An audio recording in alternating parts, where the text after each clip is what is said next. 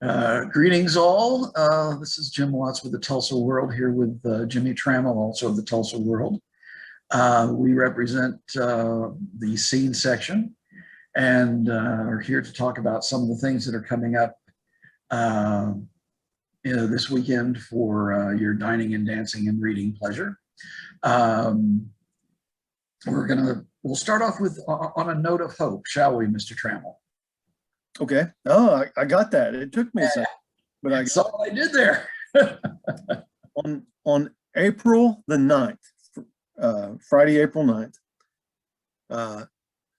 on the same day in 1950, some fellow named Bob Hope had his first TV special. And so, and after that first special, obviously he had about 275 more, over the years. They were a staple of television, the Bob Hope specials. But just with that little peg of not being an anniversary date, I thought, well, let's go back and look up his Tulsa connections, because he was here. He's been quite a bit, almost always for events. Sure. I did a ton of charity work in Tulsa. And so I took a deep dive in our archives and through Voices of Oklahoma and some other resources just to find go back and look at all of Roy Clark's connections to Tulsa. There have been several. When Roy Clark, Tulsa's Roy Clark, hosted the Tonight Show, he was a guest host for Johnny Carson on the Tonight Show. Guest host, because Johnny took a lot of time off, that. So he needed guest hosts. But Roy was one of the guest hosts, and Bob Hope was his first guest. So he was nervous, like, what am I going to ask Bob Hope? How long you been in show business? But he said Hope sensed his nervousness or anxiousness and dragged out his answers to kind of give Roy Clark, to buy Roy Clark some time and get his feet wet. And many times Bob Hope came to Tulsa for Roy Clark's charity events. Oh yeah, all the golf tournament things, yeah. Yeah, and then Roy would return the favor and go to Bob Hope events, golf or something else. But don't want to give away the whole story here, but there's a lot of Tulsa connections to Bob Hope. Oh, good. When is that going to be running? It'll run in print on Friday, and if you're seeing this past tense, you can still access that story. Search for Bob Hope at TulsaWorld.com. Okay, and no doubt it'll be highly featured and trending now. So, thanks to the memory, yeah, exactly. Well, speaking of memory, live theater in Tulsa has been something of a memory for the past 14 months. But on May 1st, the second longest running theatrical production in the world resumes at the Spotlight Theater, which is the Drunkard. They have figured out how to do this show, because it's a small venue. It's not huge. The Riverside Theater, designed by Bruce Goff, but they're figuring out how to do it where it's safe, not only for the audience but also for the actors, because the Drunkard is an old-fashioned melodrama, very stylized ways of movement. There's a lot of fight scenes. There's a lot of tense conversations done face to face, and they've had to completely rework how the actors move and are on stage from what they had been doing in the past. And as one of the actors told me, he said it's probably going to be wildly entertaining, because they're going to forget and have to ad lib and do some things to cover up them learning their how to run into the furniture. Sure. But that's, to be honest with you, that's part of the charm of this whole production. This is an odd confession to make, but the very first television commercial I ever saw in Tulsa, we moved here in 1971, was for the Drunkard. I did not attend a performance until 2017. Simply because they always did it on Saturday nights, and there were so many other things I had to cover on Saturdays. back when the world was young. But I finally did attend, and it is a lot of fun. I mean, it's very family friendly.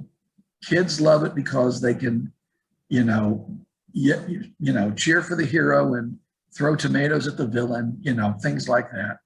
And everybody's there to have a good time and make sure everyone else has a good time. So it'll be worth checking out. They open May 1st.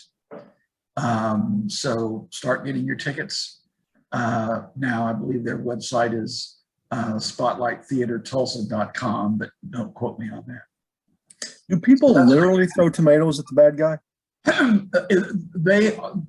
They are given reddish soft projectiles. I'll put it that way. Sure.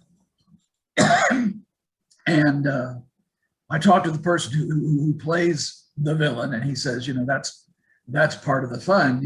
I get to cheat at cards, chase women, and people throw things at me. What more could you want on a Saturday night? So what else have you got coming up? When you think of, obviously many businesses were impacted in a negative way by the pandemic. Theater, performing arts of all sorts. Yeah. But when you think of businesses that actually had an upsurge during the pandemic, maybe this might come as a shock to you, maybe it wouldn't, but it's these bad boys right here. Trading cards. Trading cards exploded during the pandemic and are fetching new records are being set all the time. Somebody paid $5.2 million for a Mickey Mantle trading card from 19. Oh, yeah, I saw that. Yeah. And but it's bled down to not just that card, but all the way through the hobby. And I talked to two card store owners about the phenomenon, and they just said it's kind of amazing what's going on. And the theory behind it all being, not as much in Oklahoma, but things were shut down all over the country. Sure. And if you're yearning for a return to better times, and you go to nostalgia, and maybe there's a box of trading cards in your closet or your attic, and you get back in the hobby again, or because you have disposable income and you can't go to a ball game or the movies or a concert or something else, what are you going to do? You're going to get online on the internet, eBay, and you're going to buy baseball cards or trading cards. And this is not just sports cards. Pokemon cards are going there.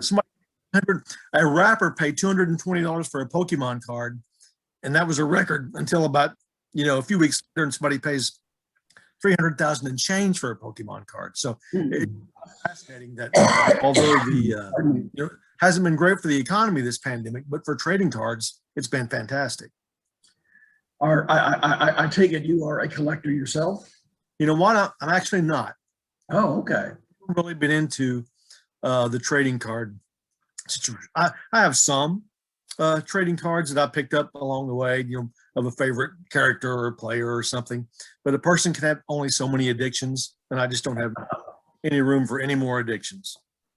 I remember, I remember going to it was like in a mall, and I just happened to pass by a card show, and I saw them. I saw a card that I recognized that I had as a kid years and years and years ago, and I don't know why I recognized it. It was of Roberto Clemente, but he was listed as Bob, and I think the reason why it was